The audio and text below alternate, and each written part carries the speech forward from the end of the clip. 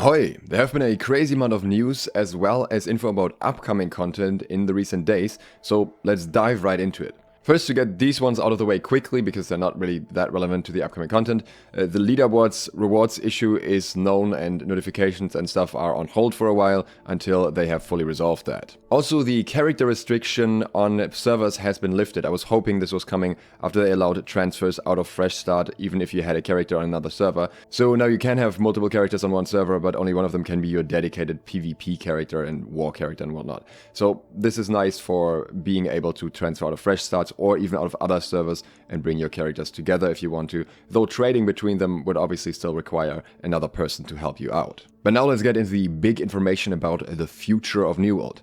There was another dev Q&A and there are tons of answers on this one. This one was on Discord and there is really interesting stuff in here that I want to talk about today. So the first question from Ragnarforge was if there will be more story quests for this season or for upcoming seasons. 1 hour of quest content for 90 days seems a little sparse. Said, we'll be adding a new storyline in Season 2 with the Silver Cross assisting a new client. We'll have more details on this to share closer to the start of Season 2, but we've taken a lot of feedback we received from Season 1 and applied it to that storyline. One of the notes we saw from you was that you wanted a longer story questline, so we took that to heart when developing that questline. At this time, we do not have any plans for more story quests to unlock throughout a season. Personally, to me, the storyline is just a side bonus. I'm looking forward to the expansion bringing a bigger storyline, questline primarily, and I personally care more about the other features that come with each season. And I know there is at least a subgroup of the community that primarily cares about those single-player quests. Ragnarforge also asked, could we get an aptitude for the season pass, so something past level 100? This is something they'd like and have talked about internally. They're saying it won't be coming for season 1 or 2, but they're interested in bringing it in future seasons long term, so you can get rewards from things like activity cards once you've reached season level 100. I am a bit on the fence about this. On one hand, yeah, I like being rewarded in some way for continuing to use the activity cards even when I'm basically done with them for the season. On the other hand, I see many games introduce some kind of stretch goal for the season pass where you can like grind twice as much and get the super special reward, which is then super frustrating to grind for if you're interested in it and you're normally not way overcapping the season pass. So I'm hoping that if they do something like that, it will be some reward that is like useful in the world, like maybe whatever, XP, gold, faction tokens, you know, something that affects your character, but not something exclusive or limited like some other games do where you really feel like you are missing out if you're not grinding this extra 100 levels. Next question was, are there any plans for invasions? We'll have to see mob types, increasing the difficulty and so on. So obviously this is something that has been talked about a lot before. And they're once again saying now that they have some upcoming changes to invasions, but now they're saying this is already in Season 2. I thought this was going to be much later. I thought this sounded originally like Season 3 or later than that, but they want to streamline the experience and reduce the downtime with the goal of constant actions. They've made the following changes. The pre-match time has been drastically reduced. They've shortened the total duration of the invasion itself. Earlier waves are now shorter, but have increased the intensity for a smoother ramp in difficulty. And the time between the final spawn in a wave and the start of the next wave has been shortened as well. This sounds great to me. I would love a bigger overhaul to invasions than that in the long run, difficulty-wise, maybe mutated invasions, whatnot, with better rewards in return. But I think this is a very good start, just taking away the whole waiting period for 20 minutes in invasions where you do nothing. The other day I was sitting in an invasion where I was essentially knowing from the start that we would lose because it was only half filled, and we still made it through around 20 minutes because the beginning is so easy and slow that nothing happens, and then it ramps up suddenly and it becomes a challenge in comparison. And obviously you can't do that with half an evasion team unless you have perfect coordination. One of the major factors why I basically almost never participate in invasions is that they just take way too long with nothing to do for way too long. So I'm very happy about this. They were asked, what are your plans for improving the guild system? If you have any plans, when will they come? And here we have a very interesting reply. We have a number of improvements in mind for the company systems, big and small. We want to add transaction log for the treasury. I mean, this is something that people have been asking for since launch. We like to raise the member limit more, but we need to ensure we keep a balance on the number of territories a single company can hold, as well as solve some back-end tech before we make that change. I personally predict it's going to be like 125 or 150 at maximum. Longer term, eventually, we want to build a company progression system that allows company leaders to set goals and track contributions from each member.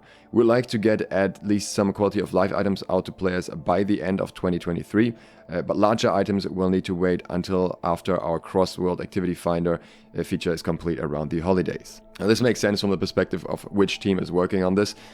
So yeah, sounds like we'll have to wait a little bit. I think it would be nice if we just get some of the features early, like if we can get the transaction log, that's great. And the member limit is obviously something that would be very useful as well. Whereas the more long-term things would just be an exciting feature to look forward to. I'm very, very curious about the company progression system because I think this would be interesting in that it probably would also be interesting to track PvP activity. So you could actually see who pushes for territory pushes and so on. But then again, by the time that comes out, territory pushes may look completely different anyways, considering they're working on overhaul to that as well. So yeah, very interesting stuff. Very excited for that one, but it's a bit more on the further horizon. Always Unhappy asked if there are any plans to add a sandbox mode.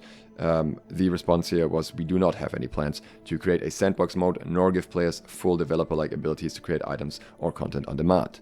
However, we have a system in place on the PTR, which is backstories, that set players up with predefined templates that can help players to get set up for quick testing. We know that the current implementation can be fairly clunky and unintuitive at times, as it can issue a large number of items, but we're constantly doing work to try and smooth out the process. A large update to what we provide and how we organize it was done late in the Season 1 PTR testing, as we will continue to iterate based on your feedback. We know that they have like these short versions of the backstory now, so the simplified versions where you just start with full gear and stuff. If you have any suggestions for specific items that you feel are missing or other particular minor features in support of, please let us know what you'd like to see. But again, a sandbox mode is likely not something that's going to be realized, as New World is not intended to be a UGC-focused game. However, at some point in the future, we'd like to offer a character copy servage, which would duplicate one of your live characters on the PTR for testing, but this isn't something that we're actively working on yet. I think this would be a very nice quality of life feature for PTR.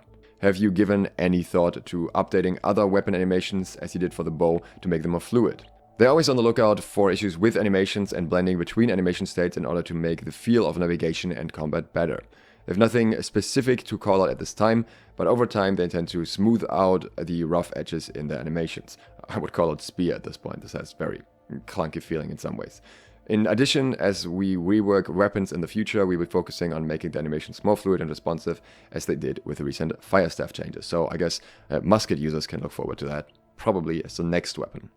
On the topic of companies, Caliber and Crayon asked if we are getting company housing. They talk about it often, but along the same lines here. They feel like this would be best paired with a company progression system, so that's in the distant future, which could hook right into the season structure in really cool ways. Right now, this is in the long-term category on their list, but it is on their list at least, so that's something. Xiaomi Moon asked if AGS is considering chat emojis. That is on their backlog, and they totally agree that they love them, but the time horizon for this is long-term. Flintlock asked, when are offensive and defensive siege weapons going to be viable again? They've been effectively obsolete for well over a year. And they're going to make some changes to siege weaponry in OPR in Season 2 in the OPR refresh. Again, this is something I expected for later. I didn't realize that this is actually going to be done for Season 2, so something to look forward to as well. They're going to buff siege weapons, especially the independent ones in the center. They hope this creates more interesting strategic decisions with them, and they will see how these changes play out and then decide if they want to make further changes in OPR or bring them into war. So OPR is being treated as a testing ground for war here, which I think is a little bit difficult because they are still very fundamentally different modes. But still, it's a start. I really want to see what they can do with siege weapons. I would love if they played a bigger role in wars again. Tranquility asked about an estimate for new OPR mets or game modes, and the response here is that they have the OPR updates for Season 2 planned, and specifying those further, saying these focus mostly on the game mode and improving the scoring system, hopefully something for tanks in here again, increased strategic options with some changes to turret balance and the portal event, and also adding a barrier to the Baroness event. They have no plans that they can discuss around a second OPR map or a new mode yet, but we do know that they've already said that they are working on a new arena map, and once that's done and they've done the whole crossplay thing, that they're looking into a new OPR map. So it is already being worked on, and they've discussed it actually in another Devs Insight. They're just not discussing it further here, I suppose. Brad asked, are we going to see new perks being introduced with the upcoming perk rebalance, or just old ones being changed, or are we going to see any other major changes to general gearing anytime soon? A bit surprised about that question because we know that there's going to be a gear score increase soon, which obviously implies that, but the reply here is, the main goal of the Season 3 perk rebalance is to bring up perks that are not in contention in their perk buckets to make them viable options. So I'm expecting a lot of the weird perks that were added later to get more value, like Empowered Breaker or something. We may add 1 or 2 more perks during the period, but that's not the main goal. We may also potentially rework a perk if we find it necessary to make it competitive. I'm very glad they're doing this way. They added so many perks last year that mainly ended up not being good on just watering down the pool, with a few exceptions like Attunement. And I don't think it's good to add more perks to that, but rather just rework the ones that already exist. Maybe turn them into new perks essentially, but make them good through that so that more perks are effective. I think that's much better than just clogging your game up with an infinite amount of perks that get harder and harder to roll the more perks you add. There will be some major changes to gearing coming in Season 3 with the gear score increase, but we're not ready to discuss those changes yet. We are timing the perk rebalance to occur with these changes so we can combine the gear disruption to a single event. So it very much sounds like you are gonna have to regear no matter what with the gear score increase. I know some people are hoping that they can just upgrade their biz forever, but considering how long this biz has been biz, I think it's likely that that's not gonna be the case, and we'll just straight up have to get new gear that's effective with the new perks. And I at least hope it is that way as well, because I think that would be much more fun for the game. I don't think it's good if people have gotten their gear from old versions of how territory control worked and have gotten truckloads of gold back then and have been sitting on that gear forever and have no need to ever get better gear. I know some people really dislike this concept and want to keep their gear for years and years and years, but I don't think that's healthy for the long-term sustainability of a game with new players coming in that have to gear up and compete against those players. But there are even more upcoming announcements that we haven't talked about, both from the last Q&A as well as another Discord Q&A that was kind of done under the radar. So this one are bonus questions that were posted along with the video that I hadn't mentioned at the time, which I think are interested for quite a few of you as well. The first one was, can we please remove the 25 expedition cap? Just cap the umbral shards after 25 runs. Please don't cap the content for players playing your game. We agree in spirit here, we don't want to limit the player's ability to enjoy fun content, and future content is being positioned that way. For instance, the Sandworm Elite Trial will have limited weekly bonus rewards, but players can continue to run it without limits on daily rewards. There are no plans to go back and adjust mutation caps at the moment. A very small minority of a player base currently hits the cap, but we will consider changes when we make our next larger change to the mutation system. We know that these bigger mutation changes are coming, so it kind of plays into that anyways, so that's great. That's something we can look forward to, but it's especially important to me with the Sandworm trial. I would hate to be in a situation where you can only run the Sandworm trial a few times a week and not get more practice, especially if it is as difficult as they plan it to be. I think you want to have a lot of practice, you want to run your head against it over and over until you figure out a solution. So I want to be able to do that, I want to be able to spam that, and I don't really care much for the rewards. So it seems like the rewards are only tied to winning the event anyways, so until you win it, it doesn't really matter. So I think it's exactly the way they should go with something like a raid like this. One request was to please add checkers, chess, or any minigame into bars and pubs. I do think it would be cool to have something to do in the pubs. Pubs are kind of empty most of the time, but that's mostly because the action is in the town center and the pubs are usually not right in the center. Maybe that's more a placement issue, really. They say, we believe one of the things that makes a new world special is a large variety of things you can do in the game. We've added fun activities like fishing and musical instruments over time. With upcoming features like Transmog, we're excited to see a new round of fashion contests. We also love a bustling life around our settlements, and would love to see more activity in our taverns. But we're not actively pursuing mini-games in New World, maybe one day in the future. I do believe it's not a priority, but I do hope they give more of a purpose to taverns overall. Are you happy with the current attackers and defenders mercenary limit, or do you feel like it's still too high and companies can just buy a territory by hiring 25 mercs? Overall, we're happy with the system and like that attackers have more flexibility than defenders, since defending has some inherent advantages and we want some shake-up in ownership. We also still like the concept of merking and want players to live out their fantasy of being a hired gun. We hope it enables smaller companies to participate in war, gain a territory, and then grow their company to defend it. We also need to be a bit wary of smaller population worlds and how changes could impact them. So, no immediate plans to change values, but we'll keep eyes on it. And now for the questions from the previous Q&A. Some of these I had not seen at all before. Some of them are outdated by now, so I left those out, but a few of them are definitely interesting for us. So one thing they said is for Season 2 and beyond, we're looking into adding additional activities for the Season Pass, for the activity cards, to increase the flexibility that you have to complete activity cards. We are looking to target a variety of activities here, so if you have anything you'd love to see, let us know. As it stands, you should be able to complete the pass throughout the duration of a season as a solo player. A combination of passive season XP, the activity card, and the journey will get you there in due time, and we're evaluating data to make sure we are on track with that expected time to level 100. So far it's looking great. Also, this is a complaint I personally had already on the forums. The flame core amount you get from the Empyrean Forge is incredibly low. Mr. M pointed this out and they said we're taking a look at the flame core drop rate in the Empyrean Forge. We agree it may not be hitting the mark right now. We'll provide an update should we make any changes here. Zenroth pointed out that currently it's very hard to tell if a piece of furniture is actually rare, and a player may get very rare furniture but not actually know that it's very rare because it's just a green item in the inventory. They responded, we've had internal discussions about improving this experience, but don't have an ETA for when this change would make it out to players. Getting a goldfish, golden seal, schematic, etc. should be an exciting moment, and we want to make sure that players who might be less informed can be aware of just what they got. The weird thing is they already did an overhaul to the rarity indicators for those items once, but then kind of didn't do it in a way that actually indicates rarity, so yeah, about that. At the very start of the game, all of those used to just be grey pretty much. The Cube asked, are there any plans to implement team sorting and group balance algorithms for Outpost Rush and PvP arenas? Our top priority is getting a cross-world OPR working to increase the pool of players and reduce the queue times. We also have some updates coming to OPR in the next season that will tune various elements, adjust scoring, and make the Baroness fight more interesting. In the long run, we want matchmaking and role queue in OPR, but no immediate plans or timeline for that yet. I think one big problem with that is that there's also just not big enough of a player base to realistically do that at the moment. They'd have to massively grow their player base to consistently be able to do that in many of the regions. Sure, maybe in Europe this would be fine, and maybe in NA East this could work, but even there I would say it's somewhat questionable unless all cross-world and everything is fully running. Melancholy asked, do you consider raising the level cap for weapons and come up with more abilities? Maybe allow for a 4th skill. I feel like there aren't many possible builds for most weapons and the combat becomes a bit repetitive.